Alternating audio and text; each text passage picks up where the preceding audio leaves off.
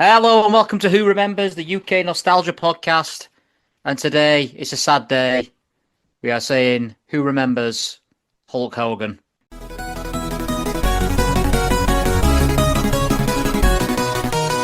very first draw in Britain's new national lottery. Sinclair believe their C5, Britain's first mass-produced electrical car, There's something called the internet. Top shafting, festive, but none of the locals go paddling. Yeah, that's warming. no bottleless kids! I can't speak! You can't win anything with kids. Pac-Man, one of the superstar video games in the business. Did you threaten to overrule him? Get fooled, we can't get fooled again. Remember when it's the lowest form of conversation.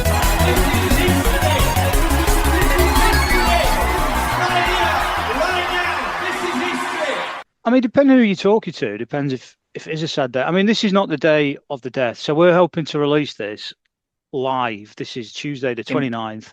Yeah, because we did promise, actually, that we were going to do Arnie versus... I nearly said Arnie versus Schwarzenegger. Arnie versus Sly Stallone as the next episode, like the 80s I don't know. battle. We'll talk after that. I don't know if that we do like a double release or something, because it's about... Yeah, maybe. But we wanted not to get sure. this out. You've Hopefully, obviously...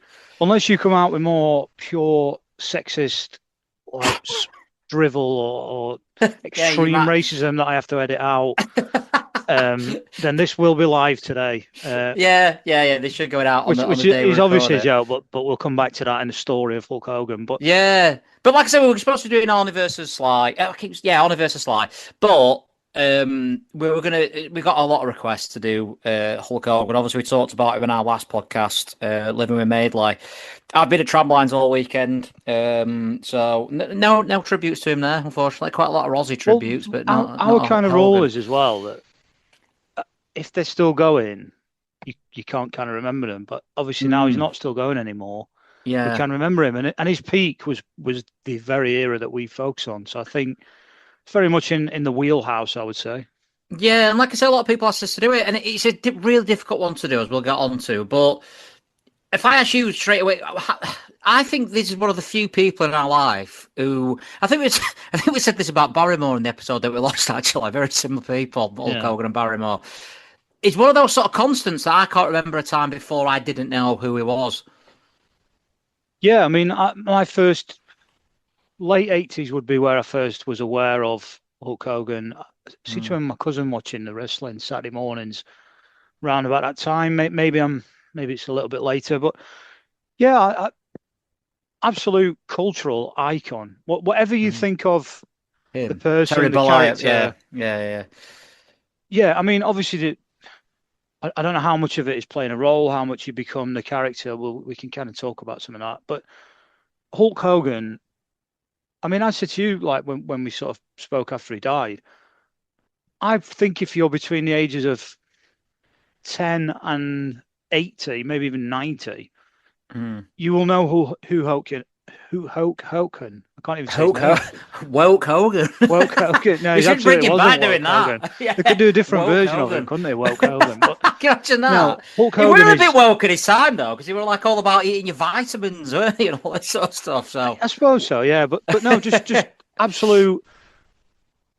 I almost think you're going to mention sort of the sort of cartoon character brought to life that you mentioned to me on the phone, but he's up there like with kind of Superman and Spider-Man as this kind of mythical figure almost, like just crazy how this man became such a giant of pop culture.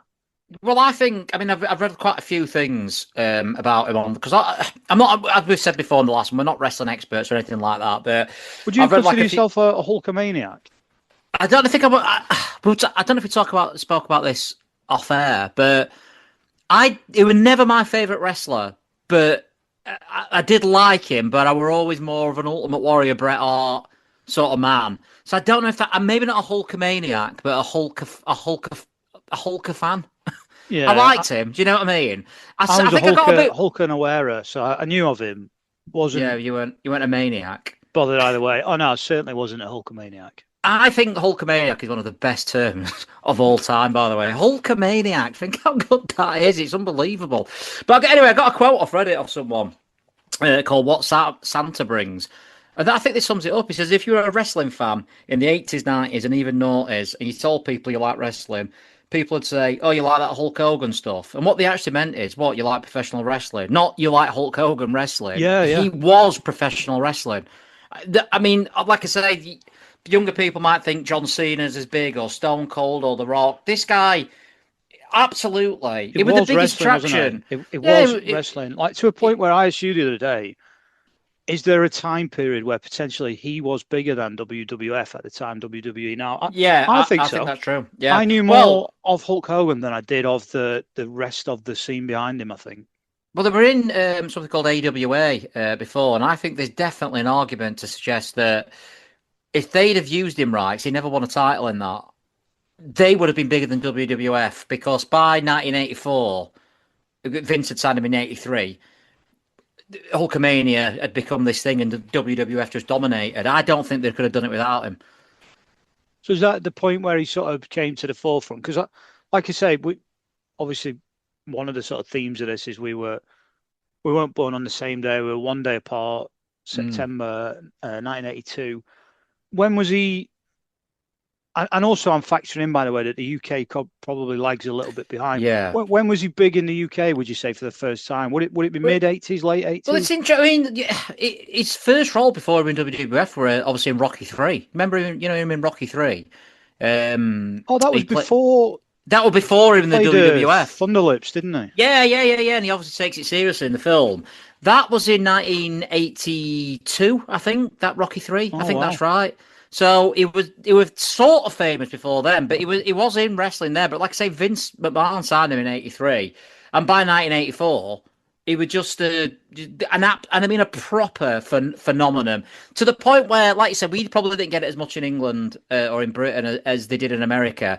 But I've read loads of things recently, like I say, on Reddit and people like that, and said he was bigger than Michael Jordan at that point. He was bigger than any. Michael Jackson. People said he was bigger than him, more famous than him. It's crazy for what. Certainly at that point, we're like a minority sport, if you want to call it a sport.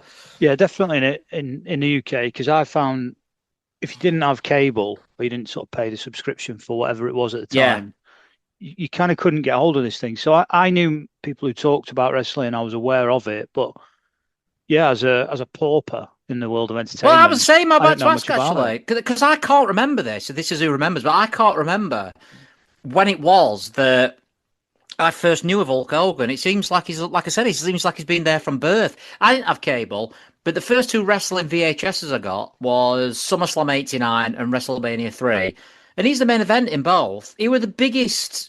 It was the main event for 10 years running. Like for wrestling, he won every. I know he did lose matches, but obviously he's not someone who would. It's not like the internet where you can look at stuff like that. To me, he never lost. He never lost ever. Well, you report. We did. We mentioned wrestling a couple of times in the Living with Madeley podcast. I'm not sure I'd recommend you go back. We did a live watch along to one of the. Yeah.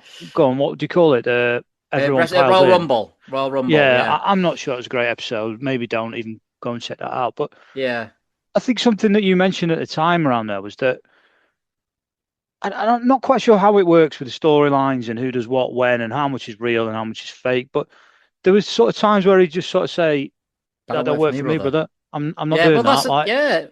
Everyone says. Well, I say everyone. The big thing is a really selfish wrestler where he won't put other people over. If you watch when Ultimate Warrior beats him, WrestleMania 5, WrestleMania 5, he sort of puts his leg up by the third count. He would, even when he lost and he was scripted to lose, he'd make it so he didn't really lose. Yeah, but like I say, this is the thing. I think he thought it was, and arguably was, as you said, bigger than the WWF. As soon as he sort of run out of steam, or he went to do his films, didn't he? No Holds Barred and Suburban Commando. Have you seen those films? No, Noel's Barred. No Holds Barred. All right. I'm thinking No Holds Barred about Edmonds. Edmonds. Yeah. Edmonds You'd be all over Hogan. that.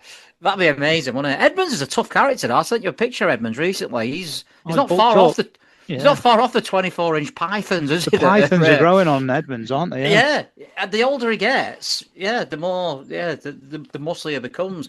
But he was massive in Britain. But I think, like I said, I asked Chat Chat GPT actually, who was the most popular wrestler in England during the 80s and 90s, and they said it was Hulk Hogan, but it wasn't as popular as he was in America because Bret Hart and British Bulldog were pretty much on a par with him by the early 90s, because obviously they did SummerSlam 92 at Wembley, despite what Hogan says in Hulks Are in Heaven. You know, when he says he claims he wrestled at Wembley, didn't he? He didn't.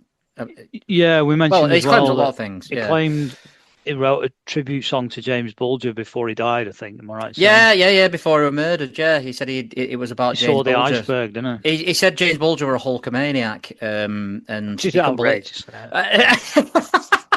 It is a ridiculous thing to say. He says he was an Hulkamaniac, and he said even his manager, Jimmy the Mouth, the South Heart, said that it's on Pebble Mill as well, which is funny that he said this. Yeah. And he said that he needs to, he needed to write a song about it, but it came out, it had already been released before he died. But I don't know what, just a lying bastard we might get onto. But I think it worked in America because it was a really simple concept of America conquering the bad guys, which a lot of movies at that point were like that. Do you know what I mean? How big was Hulk Hogan? I'm just going to do some live research. Do you want to? Well, you'll find a lot of things because he claimed he was 7 foot in some interviews, but in reality, most people say he was 6'5". 6'4". I've got as a live search. He was billed as 6'7". He claimed once that he was 7 foot. He apparently weighed 302 pounds at his peak and had 24-inch pythons.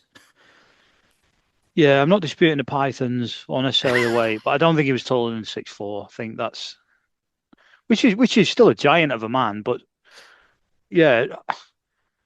But like I say, the reason you've touched on it there, haven't you? Like the nonsense of the character, and this is not a tribute or a sort of this bashing is not a of the character. Yeah.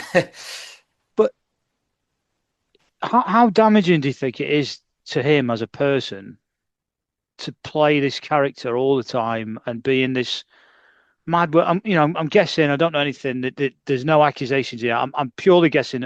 Not even him, but people around him. Lots of drink, lots of drugs, lots of mad times. He's in this kind of career where you're sort of playing a character and you're acting, but you've still got to be an absolute athlete. How much of his brain was just frazzled by the pretense of wrestling? Because and not just we that, talked about before how much nonsense he seemed to come out with.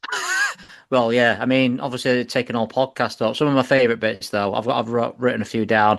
Obviously, he said he played bass for Metallica. They didn't know about that. Obviously, the Jamie Bulger thing that we talked about.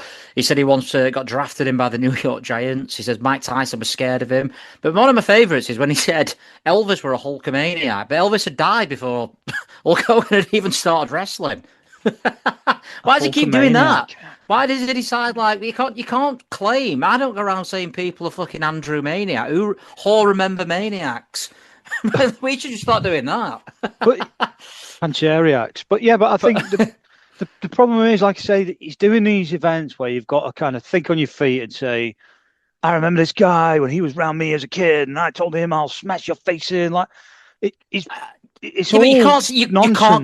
You can't go on Pebble Mill and say that you wrote a song about a kid being murdered who hadn't been murdered when the song had come out. That is possibly, if there's a line, the most that insensitive thing that I've ever heard. That, to be fair, wherever you choose to draw the line, that seems to go past it, doesn't it? Like that seems a step too far, I think. He even got the name of but it's interesting because on that interview he gets the name of the song wrong as well. He says it's called Another Hulkamaniac in Heaven, and it's called Hulks Are in Heaven. But this is what I mean, though. If your persona is built on thinking on your feet, coming out with quick stuff, doesn't necessarily have to be accurate. It's just about the moment. It's about getting that cheer, getting that response. How much of him is corrupted by I'm guessing quite a huge part of him. Well, it's not just that became the character. Yeah, and the ego must have been out of control. I mean, everyone says he had a massive ego. He was probably he had a shout of being the most famous man in the world. Yeah, in the definitely. 80s. Yeah. Genuinely the most famous man in the world. And that I don't know how that doesn't go to your head. Look at who's the most famous man in the world now? Elon Musk, Donald Trump. Trump could be Trump, couldn't it? Yeah, I was thinking Tom Cruise maybe, but yeah, I don't know. Yeah, I mean, probably again, sort of Putin, or I'm thinking world they're all leaders. egomaniac. I'm obviously not putting Hogan up there with I think Putin. they're all Hulkamaniacs. Well, Noel Gallagher did an interview recently. He said he were a fully fledged Hulkamaniac. He says he lives his life by what is it that he used to say? Train, say your prayers, and eat your vitamins. Yeah. Well, yeah. To be fair, it's good. It's good advice. Oh, you're a great role model for kids. For kids, should I say? Like, this is what's so. Yeah, so I'd debate that. Well, no, because the character of Hulk Hogan were an unbelievable. I think that he never cheated to win. It were always about, don't take drugs and, and train, say your prayers, beating the bad guys. As I said, if you're American, he's waving the American flag around after every win.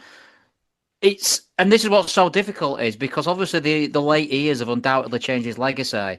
And the Lion's funny. I think, I can still even find humour. I think the Lion is somebody who's slightly confused by their own life. It doesn't remember a lot of their own life, to be honest. And I think that don't work for me, brother stuff, where he's basically denying other people chances. You could say he's a prick, but you could say he's earned that as well.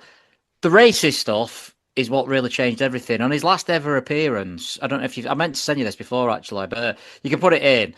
He's booed on his last ever appearance on WWE, which is quite sad in a way. Yeah, I read an article of a guy who wrote that. It said as a black guy who loves wrestling, he found it quite hard to kind of reconcile with the character. And he said he ended up booing him at the end, which he found odd that was the last moment with him and Hulk.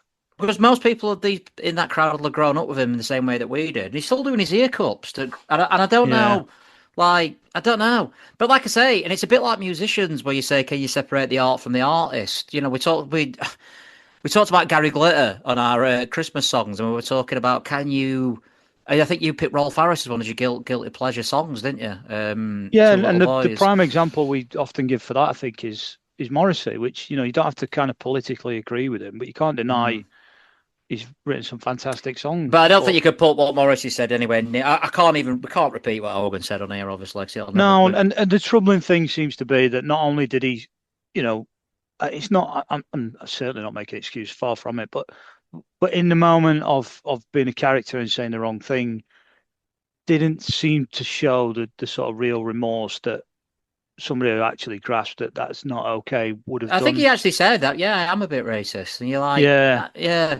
I mean, but this is the thing, and this is the argument with him, and this is what I listened to a podcast today from Jim Cornette, who he used to be a manager and used to be write storylines and stuff for WWE. And I expected him to go in on him because he has before when I've heard him, and he was saying that it's such a complicated legacy because how this guy, can you separate Terry Bollea, I think that's how you pronounce it, that's how you pronounce it, his real name, from Hulk Hogan? Because you can change how you feel about him, but you can't change what those kids felt about him. You can't change about how he used to make. He was undoubtedly one of the best loved sportsmen of all time in his pomp, and he undoubtedly is the reason WWF in particular, but probably wrestling as a whole, is as big as it is now. Yeah, I don't know. I think you play the character for long enough, you become the character. The line is very much blurred. I think. Yeah, it's difficult, isn't it? Because I didn't even know that. So you said one of our mates actually, Tom, had said, "Are you going to mention the racism or sort of stay away from that?" And you said, "Well, I don't know anything about it." And he said, "Well, that'll come across cowardly if you don't mention it." Yeah, pretty obvious that we. Yeah, I knew that there was sort of. I didn't know how bad liked by everyone, and that there was. I think there's a sex tape of him sleeping with his mate's wife, or that. Yeah. It's not all good, the story of Hulk Hogan, but again, you could argue the story of the character. Like this is what I mean. The story of Hulk Hogan could possibly be all good if you separate him from the person. Yeah, because he's playing a character in the same way that Johnny Briggs played Mike Baldwin. Do you know what I mean? You can't, no matter what he'd have done. I know you think there's been a few Mike Baldwins. I think there could be several people playing him, but if they'd been like kind of openly racist on Coronation Street, and you would still think, I'm not. But he hasn't been openly racist. Yeah, but he hasn't been openly racist as Hulk Hogan, has he? He's played. I'm trying to. Who's a nice guy? Who's played a nice guy in Soapland like since day one? Has anyone like just been Ken sound? Oh, he had loads of affairs, Ken Barlow. Oh right, sorry. So good guy in the soap. In the soap, where you think, well, I don't know. What's his name? Who got with the with Haley? Roy Cropper. Roy yeah, Cropper. He's nice a good chap, isn't he? Yeah. I'm Roy going to say, by the Cropper- way, got with and then I couldn't think of I wasn't shying away from saying it. Was it a trans? I think she was. I think she transsexual? was, Haley. An the early first one. transsexual, wasn't Yeah, she? I think it was the first one on TV. That actually, we should probably cover that storyline because it was really good when she died. Not that weren't the best bit, but I'm just going to cut that there, by the way. Yeah. Oh yeah. No, obviously not. That'd be horrific. Yeah. All Really right, good when she died. All right. I thought, what's he doing? That don't here? work for me, brother. That don't work for me, brother. But yeah, anyway, they when she died, were a really well written thing. Anyway, that's what I'm saying. But what I'm saying is, if Roy Cropper if the actor, I can't remember his name. I never thought we'd get Nielsen. to this when we started. I know, yeah. But David Nielsen, I think he's called. Is it David Nielsen? I think it's David Nielsen who plays Roy Cropper.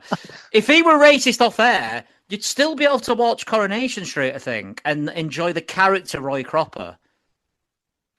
Yeah, I'd like to think so. Yeah. In hindsight, I mean, you'd obviously get sacked, and rightly so. But I'm talking about if you're watching like retro Coronation Street, you still admire his acting in the moment. We're a massive fan of Dev, aren't we, from Coronation Street? If it came out like something bad about him, then you'd still be able to enjoy his. I'd still be able to enjoy Dev in the past. Yeah. I remember when Dev said that. Oh, unbelievable. And I think that's what it's a little bit like with Hogan, but on such a massive more scale. I wonder if there's another podcast or content creator in the world that has compared Hogan's death to Roy Cropper from Roy Cropper and Dev. But it's a terrible point I'm trying to make. It's a good point I think I'm trying to make is that you obviously separate the character. I'm trying to think who else he's been who's like, there must be somebody who's love that the point you're trying to make is that the actor is playing a character. Yeah, that's it. And we've ended up at Roy Cropper. Ended up at Roy Cropper. So the character is not him. You could argue it's all been good. Even when he turned heel, it was part of the storyline. And because it were amazing. Was a period of time where it was a bad guy. But even in that space, I watched it was a short clip from the Joe Rogan thing. And I know a lot of people have said, basically a lot of nonsense that he said on that. I don't know enough to call him out on it, but he tells a story about him and The Rock and that he was supposed to be the bad guy, but everyone was still cheering him. But The Rock was that good that they managed to turn it round again. And but it doesn't even make sense because he kind of says people cheered him out the venue, but then in the next 7 minutes we turned it round because he was such a professional. I've read something today where of his own career, to be honest. Yeah, there's one today with Shawn Michaels where he was saying that they were supposed to have like a 3 matches with Hulk Hogan to see who was the best wrestler of all time. And then Hogan agreed he's going to win the first one. And then Hogan said, that's all I want him doing. Once everything had been agreed, so then Shawn Michaels could never win. Do you know what I mean? He's got the win in the bag. And apparently that's what he did quite a lot, things like that. So it's quite interesting to watch that back, actually. Shawn Michaels starts like, every time Hogan kicks him, he starts like diving so over top, like to make a point of like, this is ludicrous, what's happening? But yeah, apparently with loads of stuff like that. Macho Man hated him. Thing that today with The Undertaker where he said, whichever event it was, and apologies for the true fans, I'm not really up on my wrestling, but there was a fight where he tombstones Hulk Hogan to win the fight, and he does it on a chair. Yeah, I know what you mean. Yeah, and you see the footage, and he says Hulk Hogan said to him before, "I'm a little bit worried about this," and he said, "Don't worry, this is what I do. I'll treat you really good." I mean, the footage. This is what I do. A tombstone people. Well, yeah, but there's multiple pictures of him. This is what. So what? For anyone who doesn't know, why would you know what a tombstone is? But he drops to his knees, and the theory is that he smashes the person he's holding his neck into the canvas, breaks their neck, and like that's it, game over. Yeah. But what he does, the Undertaker's a huge bloke. He actually lifts him high enough that when his knees make contact, that the head and neck stay well above it, and then he lays him down flat. And he does that with Hulk Hogan. There's no contact with the canvas. He's nowhere near actually. His head and his neck. Yeah. He laid on his back and said something like, "Oh, you've done me, brother." And the Undertaker said, "Oh God, I've kind of nearly killed the golden goose." He said, and I went into Vince McMahon's office afterwards, and he was laid on the floor screaming like, "Oh, they've done my neck and whatever." He said, a few days later, I saw the footage, and sort of actually it went exactly as planned. There was no contact with his head or neck on the canvas. It was fine. but still, he was kind of trying to make it all about himself in that moment. Yeah, could have ended his career because obviously, as you say, Hulk Hogan was the main man at that point. Like he could have ended Undertaker's career. And there's another one where he claims that Owen Hart, he fell out with Bret Hart, Hulk Hogan, and he goes, "Well, Owen Hart kept coming up to me and saying, oh, I'm with you, brother, I'm with you." Could be true, highly unlikely true though. I don't know, like because Bret Hart and Owen Hart got on. Like it's not. Do you know what I mean? It's just. I don't know. Such a bizarre legacy because you don't know whether to talk about Hogan as a character, but you can't really without mentioning Terry Boell. I can never say his name as a man. Balea, yeah, as a man because this. I mean, I don't know. Well, they are entwined, aren't they? I think you're. Well, yeah. Well, there's a reason why. Well, do you know Roy Cropper? Yeah. It's not actually Roy Cropper. But yeah, it's really, really difficult. And technically, it wasn't a great wrestler either. Really unspectacular moveset. Like the leg drop Big was guy, though, weren't he? But like, yeah, well, this is what I'm about to say. But for people like me as a kid, watching him body slamming André the Giant at WrestleMania 3 were much more impressive than Macho Man doing all these mad which is in hindsight were miles better. But me as a kid thinking, oh my God, how has you picked this 8-foot man up and throwing him on the floor? And it's unbelievable charisma, like his ear cups and all that sort of stuff. And I always liked, and he will not want to be remembered like this. So this is not his lasting legacy. I'm going to try and send through to you live in the chat now. Yeah. So on a few occasions that he looks sad, which is quite rare. I'm just sending the picture through now. See if you tell me when you get it. It's on the chat. And I know what you're going to say. I know, like the obvious. I've seen it. Yeah. So I know there's an obvious reason for this, but do you know the guy out of the Thin Blue Line who says "Mambi, Pambi, pissing about"? Fucking David Haig. Yeah. Yeah. I think whenever he looks sad, because he's got that bald head and the tash, it really. I know what you mean. Not like when he's doing his sort of macho stuff, but we might even share this as the cover image. Like he plays Steve Fleming, doesn't he, on the thick of it as well? Yeah, I mean, I associate him with that. Yeah. You're coming in here, Fowler, with your pissing about, with your mamby-pamby. I don't know. Yeah. Only when he's sad, though. I don't think it's a permanent fixture. But yeah, it's a weird we might use look, that as a cover.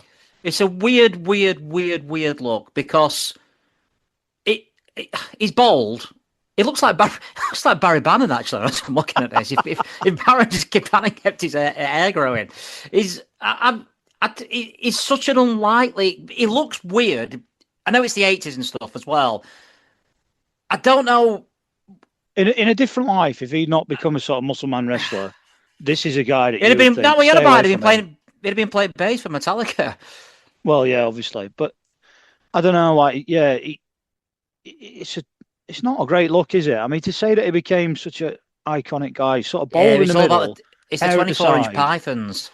Yeah, I get the physique, but the head, you wouldn't sort of choose the head, would you? But yeah, fair play to choose the head. Look, we're not going to do much on him because we're not experts. We've said that before, but we got a lot of requests to do it. Not in this field, no, we are experts. We are experts normally, but this is America, innit, really? This is a UK nostalgia podcast. So that's how we're getting away with not knowing much about him. I didn't have Sky. Like I said, I think my first introduction to Hulk Hogan were probably an action figure. Yeah, my brother bought some wrestlers, and I only knew Hogan, Ultimate Warrior, and Macho Man Randy Savage. I've missed what I thought you meant. I thought you said he brought some wrestlers like it's into your house, and I only knew Macho Man. Imagine that. This is $10 million man Ted DiBiase. So he had he bought like a ring and some figures. I knew Ultimate Warrior, I knew Hulk Hogan, I knew Macho Man. Big Boss Man, was he a character? Did he wear a suit? Yeah, Big Boss Man, yeah. And he had two twins who wore red and black spiky things. Is it Rampage, is it? Legion of Doom. Rampage. I don't know. He had a few characters, but Hulk Hogan was instantly recognisable to me. And I think, I mean, like I said, it's a weird one because we're not sort of leaning either way. I don't know enough about the full story to sort of say... No. Oh yeah, what a sort of bad guy. Do you know what's funny? That last week we did Two-Tone, which is all about races coming together, and and now we're doing Hulk Hogan, whose basically legacy was at best tarnished by the shit that he said. Yeah, which I think that's the thing. We're not shying away from that. That it's very hard to sort of say this icon, legend, hero when there's this sort of undercurrent of quite unpleasant stuff. But I think it's what they'd be saying about us, isn't it? Not about the racism, but they'd be saying, "Oh yeah, good podcast," but behind the scenes, yeah. But I don't know. I think the icon of Hulk Hogan, the character, the wrestling character, is an absolute giant. Everybody knows him. That character is a sad loss to the world. I don't know enough about the man behind him. We love to do massive in-depth research. We haven't done that for this. No, because it's an impromptu, isn't it? Because let's say it's impromptu. If I'd have had a bit more time and I might have done it a bit more deep into it. But I can't leave it without talking about his theme tune, his entrance music, which is unbelievable. The pop that goes off when bow, bow, ba-da-dow, ba-da-da-dow, when it comes crashing down and it hurts inside. Bow, bow. I might listen to it after this. Well, we were going to play it, but because we are going to start getting these on YouTube, some of them are. We're worried about using other content, so we just settled on you doing a bit. And that's it. Thank you, Liam. Quick one, Hulk Hogan. People asked for it. We might put another one out this week. If not next week, it'll definitely be two more muscle men, which will be Sly Stallone versus Arnold Schwarzenegger. Yeah, it's a good follow-on, actually. I mean, just before we go, I don't even know if this should be part of live recording, because if we don't do it, it seems a bit weird. Do you think those two should go together almost? Yeah, put them in. Yeah, I mean, we might get some. So if you're listening to how Sly Stallone versus Arnie before this, it won't quite work. I'll release this one slightly before, but you might end up the wrong way around. If you do, that's your choice, brother. That's your choice, brother. That don't work for me, brother. Right, thank you very much, Liam. I'll see you very, very soon for Arnie versus Sly Stallone. Yeah, okay. I don't have to respond to that. I don't know what you're even doing. I don't know what that accent is. Goodbye. Hulkamania, brother. Thank you for listening to Who Remembers. If you want to get in touch with us, you can find us at whorememberspod@outlook.com. If you are a right-wing fascist, you can find us on Twitter at whorememberspod. Or if you're a wokenaut, you can find us on Blue Sky at whorememberspod. Once again, thank you for listening, and we will see you next time for more remembering.